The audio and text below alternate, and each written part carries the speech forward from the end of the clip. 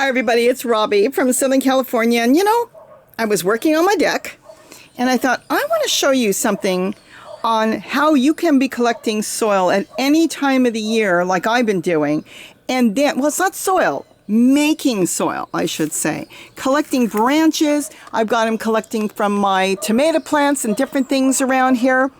And then you just put it in a bucket and doing zero, doing nothing, no maintenance, no turning, no nothing. You're going to create your own beautiful compost to put on your plants. And let me show you what I've been doing all morning as I've been setting all this up.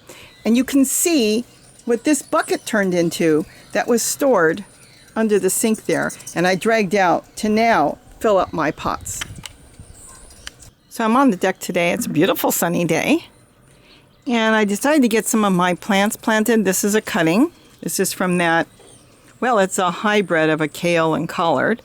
And then this is the new 3-tier. We'll get into that another time. But this is what I wanted to share with you today. As I work on the deck, I collect leaves, just brown leaves or green leaves, and I put them in a bucket. Well, this was kind of full and it's gone down. It's compressed. Now, I don't even think there's holes in this bucket. There might be. I don't think there's holes in this bucket. So the bucket's been sitting with leaves in it.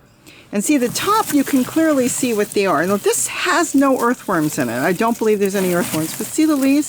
Stems, branches, stuff I trimmed off with tomatoes. But look as we dig down. I want to show you. And I haven't looked yet, but I already know what happens.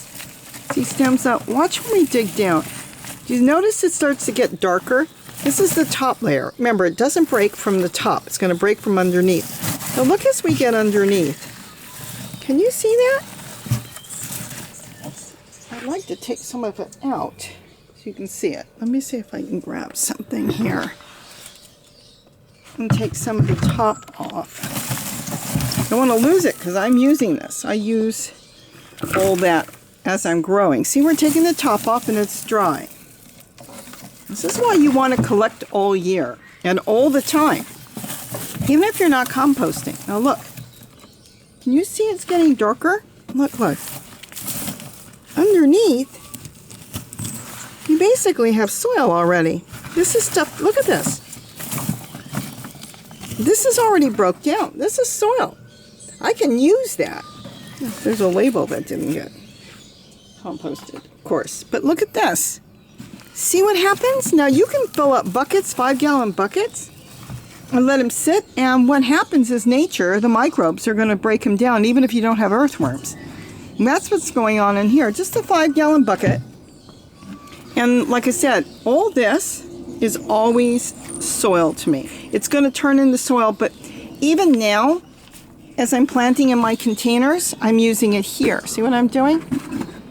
The bottom part, I always put the big parts in.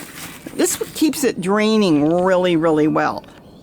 So I put big leaves and branches and stuff, even in flower pots, not just totes, not 5-gallon buckets, but simple flower pots.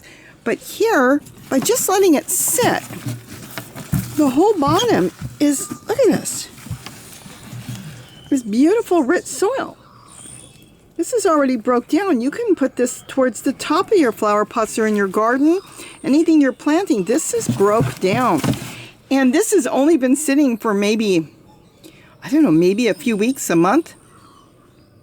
Because that's what I did, collect the leaves. So I thought I'd share that with you to show you. Even if you're not gardening, get a bucket. Doesn't have to be anything too big. And just start filling it. Fill it to the top. This was sitting underneath the table there. I should say my sink. So it really wasn't getting wet. That's why there's no water in here. Because there's no holes. Let's double check. Nope, there's no holes in this one yet. Nope. So I kept it out of the rain, but in the meantime, it's been breaking down. Now, what you could do if you wanted to, and it's going to be left out in the elements and it will be getting rain or snow on it, make sure they have holes in it. That's all. Your holes can be on the very bottom, or you can have some holes just about a 1/2 inch up from the top to leave a little bit of water in there.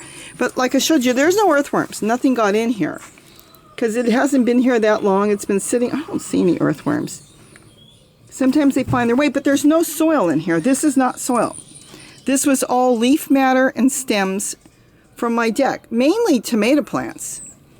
So that's what this has been, and then a few other things I found around here. But that's what happens. You can really start off really nice with broken down matter, beautiful compost, and your plants will just love this.